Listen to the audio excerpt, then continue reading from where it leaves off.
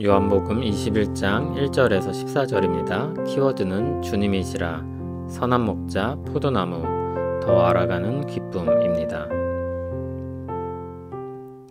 그 후에 예수께서 디베랴 호수에서 또 제자들에게 자기를 나타내셨으니 나타내신 일은 이러하니라. 시몬 베드로와 디두모라 하는 도마와 갈릴리 가나 사람 나다나엘과 세베대의 아들들과 또 다른 제자 둘이 함께 있더니 시몬 베드로가 나는 물고기 잡으러 가노라 하니 그들이 우리도 함께 가겠다 하고 나가서 배에 올랐으나 그날 밤에 아무것도 잡지 못하였더니 날이 새어갈 때 예수께서 바닷가에 서셨으나 제자들이 예수이신 줄 알지 못하는지라. 예수께서 이르시되 얘들아 너희에게 고기가 있느냐 대답하되 없나이다. 이르시되 그물을 배 오른편에 던지라 그리하면 잡으리라 하시니 이에 던졌더니 물고기가 많아 그물을 들 수 없더라.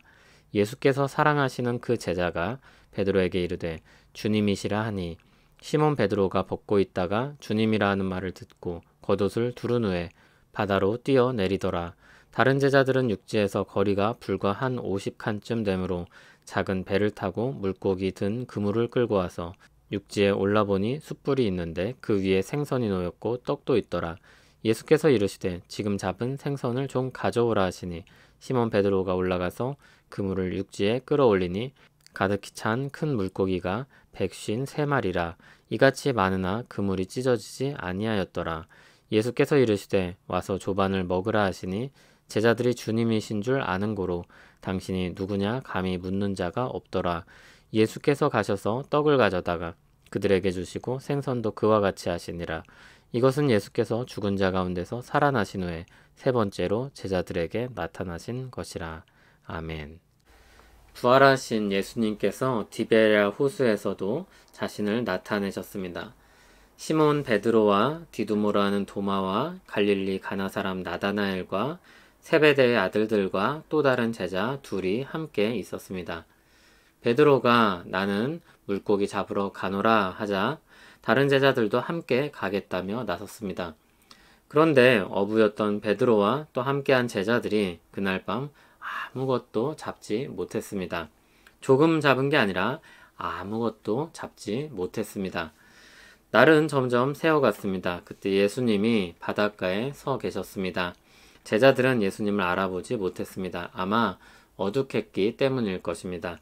그들은 예수님의 목소리만 들었습니다. 예수님이 물으십니다.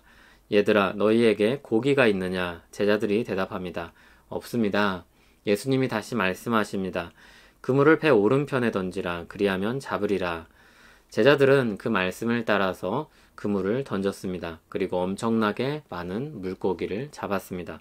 6절을 보면 물고기가 많아서 그물을 들 수 없을 정도였습니다. 예수께서 사랑하시는 그 제자가 가장 먼저 이분이 예수님이라는 것을 알아차렸습니다. 그리고 베드로에게 그 사실을 알립니다. 그러자 베드로는 주님이라는 말을 듣자마자 겉옷을 두르고 바다로 뛰어내렸습니다. 다른 제자들은 작은 배로 그물을 끌고 왔습니다. 육지에 올라와 보니 숯불이 있고 생선도 있고 떡도 있습니다. 예수님이 이미 다 준비하신 것입니다. 예수님은 지금 잡은 생선을 좀 가져오라 하셨습니다. 그물을 끌어올려 물고기를 헤아려 보니 큰 물고기가 153마리였습니다. 이 숫자에 대한 여러 가지 설명이 있었지만 특별한 의미를 분명하게 말하기는 좀 어렵습니다. 다만 그렇게 많은 물고기를 정말 잡았다는 사실을 기록했다는 것은 분명합니다. 예수님은 미리 준비한 음식을 먹이십니다. 제자들은 이제 주님이신 줄 알기 때문에 누구냐고 감히 묻지 않았다고 했습니다. 12절에서 그냥 누구인 줄 알았다고 하면 될 것을 누구냐고 감히 묻지 않았다고 했습니다.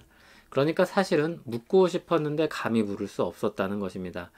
그들에겐 부활하신 주님에 대한 일들이 아직 불확실하고 불안한 마음을 가지고 있습니다. 그래서 묻고 싶습니다. 그런데 차마 물을 수가 없었던 것입니다. 눈앞에 펼쳐진 현실이지만 아직 마음으로는 충분히 그것을 받아들일 수가 없었습니다. 예수님은 그들에게 떡과 생선을 먹이십니다. 예수님은 그들을 세우기 위해서 그들을 찾아가셨고 그들과 함께하는 시간을 가지셨습니다. 14절에 이 사건이 부활 후 세 번째로 나타나신 것이라고 했는데 이것은 요한복음의 기록에서 제자들에게 나타나신 일을 가리킨 것입니다. 오늘 단락은 예수님께서 제자들에게 자신을 나타내시고 함께 시간을 가진 사건을 기록하고 있습니다. 그런데 딱히 가르치시는 내용이 없습니다. 다만 부활하신 예수님이심을 드러내시면서 그들과 함께하고 그들을 위해 먹을 것을 준비하여 먹이십니다. 주님은 사람에 대한 이해가 깊으신 분입니다. 그들이 가진 마음의 불안과 불확실한 것들이 무엇인지 아십니다. 시간이 필요하다는 것도 아십니다. 경험을 통해서 자신을 나타내셔야 한다는 것도 아셨습니다. 예수님은 지식만 전달하는 분이 아니었습니다. 하늘의 지식과 깨달음을 주는 현학적인 선생님이 아니었습니다. 그들과 함께 하시며 그들을 채우시고 인도하시는 선한 목자였습니다. 또한 예수님은 포도나무였습니다. 예수님이 말씀하셨던 것처럼 그들이 포도나무이신 예수님께 붙어있지 않을 때 아무것도 할 수 없었습니다. 그러나 그 나무에 붙은 가지일 때는 엄청난 결실을 맺었습니다. 그것은 그들의 무능을 강조하기 위함이 아니라 그들이 예수님과 함께 할 때 얼마나 놀라운 일들을 경험하게 되는지 깨닫고 격려하기 위한 것입니다. 우리는 목자이신 예수님이 이끄시는 양이며 예수님께 붙어있는 가지입니다. 그 안에는 쉼과 채움이 있으며 은혜로운 결실이 있습니다. 오늘 말씀은 주님이 우리와 함께 하신다는 의미를 더 깊고 넓게 펼쳐줍니다. 설명하기보다 경험과 사건을 전해주므로 예수님이 함께 하실 때를 간접적으로 경험하고 느끼게 해줍니다. 그 안에 주어지는 위로와 힘을 간접적으로 느끼게 합니다. 주님이 함께 하심을 경험적으로 더 알아가기를 소원합니다. 우리는 크신 주님을 항상 더 알아갈 것입니다. 우리가 알고 있는 지식과 경험에서 알던 주님보다 언제나 주님은 더 크실 것입니다. 그래서 우리에겐 언제나 새로운 노래를 부를 여지가 남아있을 것입니다. 어제 알던 주님은 오늘의 주님보다 작을 것입니다. 물론 주님은 어제나 오늘이나 동일하신 분입니다. 다만 우리 이해와 경험이 그것을 다 담지 못할 뿐입니다. 주님을 더 알아가는 기쁨이 있기를 소원합니다. 감히 주님을 다 알았다고 착각하지 말기를 바랍니다.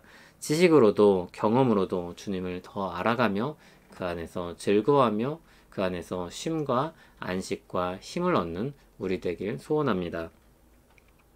주님을 더욱 알기 원합니다. 머리로, 마음으로, 그리고 경험으로도 알기 원합니다. 주님이 우리에게 말씀하시고 제자들에게 나타내셨던 것처럼 선한 목자이시며 포도나무이신 주님을 알게 하옵소서. 그 위로와 채움과 인도와 열매들을 경험하게 하옵소서. 예수님 이름으로 기도합니다. 아멘.